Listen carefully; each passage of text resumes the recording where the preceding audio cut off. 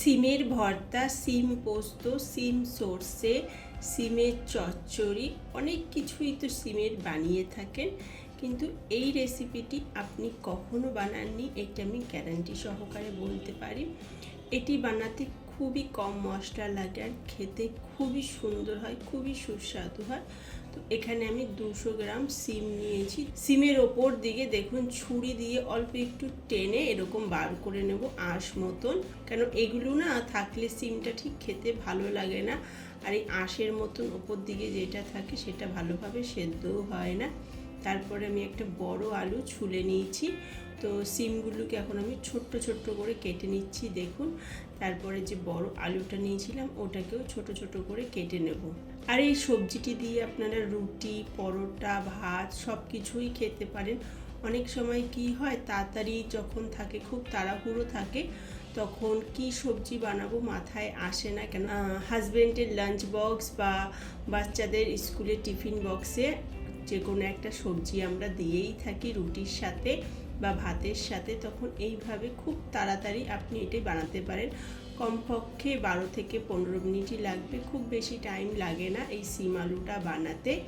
তো এখানে আমি একটা পেঁয়াজ নিয়েছি, পেঁয়াজটাকে ছুলে নেব, আর একটা টমেটো নিয়েছি।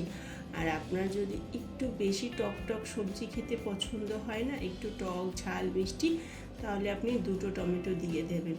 তো পেঁয়াজ, টমেটো, আলু, সিম সবগুলোকে এখানে আমি খুব ভালোভাবে ধুয়ে নেব।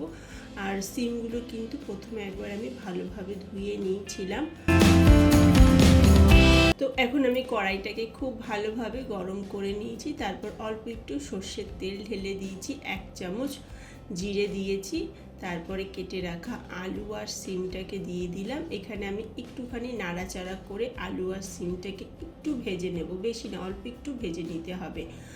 2 থেকে 3 মিনিটের জন্য আপনি নাড়াচাড়া করে দেবেন। তো তারপরে যে পেঁয়াজটা নিয়েছিলাম, পেঁয়াজটাকে ছোট ছোট করে আর মোটা মোটা করে কেটেছি। দেখুন পেঁয়াজটাকে না খুব ভালোভাবে ভাজবো না, মানে পেঁয়াজটা না খাও আর কি, সবজিটা যখন আপনি খাবেন পেঁয়াজটা মুখে পড়লে খুব ভালো লাগবেন। আর পেঁয়াজটা দেওয়ার সময় আমি অল্প একটু নুন দিয়ে দিয়েছিলাম, তাতে করে পেঁয়াজ, আলু, সিমটা খুব ভালোভাবে তাড়াতাড়ি সেদ্ধ হয়ে যাবে। তো পেঁয়াজটা দেওয়ার পর কিছুক্ষণ নাড়াচাড়া আপনাকে করে নিতে হবে, 5 মিনিটের মতন। দেখুন এরকম আমি নাড়াচাড়া করে নিয়েছি। তারপর অল্প একটু আদা বাটা, অল্প একটু রসুন বাটা দিয়ে একটু ভালোভাবে মিলিয়ে নেব। আদা রসুন দিয়ে কিন্তু আপনাকে বেশিক্ষণ নাড়াচাড়া করতে হবে না, খালি আপনি একটু মিলিয়ে দেবেন। দেখুন আমি একটু মিলিয়ে নিয়েছি। তারপরে 2টো কাঁচা লঙ্কা এখানে আমি কেটে দিয়ে দিলাম, আর একটা টমেটো যে নিয়েছিলাম বললাম আগে, সেই টমেটোটাকে এখানে আমি ছোট ছোট করে কেটে দিয়ে দেবো সবজির মধ্যে। অল্প একটু হলুদ গুঁড়ো দিয়ে দেব, ব্যাস এইটুখানি মশলা, এর থেকে আর বেশি মশলা আমি দেব না। এখন আমি এটাকে ভালোভাবে নাড়াচাড়া করে নেব, তাতে কী হবে সব কিছু মিশে যাবে। আর আমি একটা ঢাকনা দিয়ে ঢাকিয়ে দিলাম। এটাকে আমি 5 থেকে 6 মিনিটের জন্য ঢাকনা দিয়ে নাড়াচাড়া করে নেব, কেননা সবজিটা কিন্তু অলরেডি আমাদের সেদ্ধ হয়ে গেছে।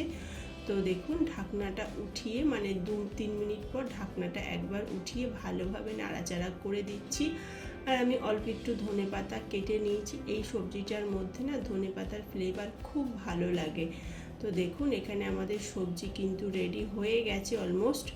দেখুন সবজি কিন্তু ভাজা ভাজা রেডি হয়ে গেছে। এই সবজিটার মধ্যে কোনো জল লাগে না, একদম শুকনো সবজি, খেতে দারুণ লাগে। উপর থেকে কেটে রাখা ধনেপাতা ছড়িয়ে দিয়ে ভালোভাবে মিলিয়ে দিলাম। এখন আমি এটাকে প্লেটে বার করে নেব। দেখুন দেখতেও কতটা সুন্দর লাগছে, খেতেও ঠিক ততটাই টেস্টি।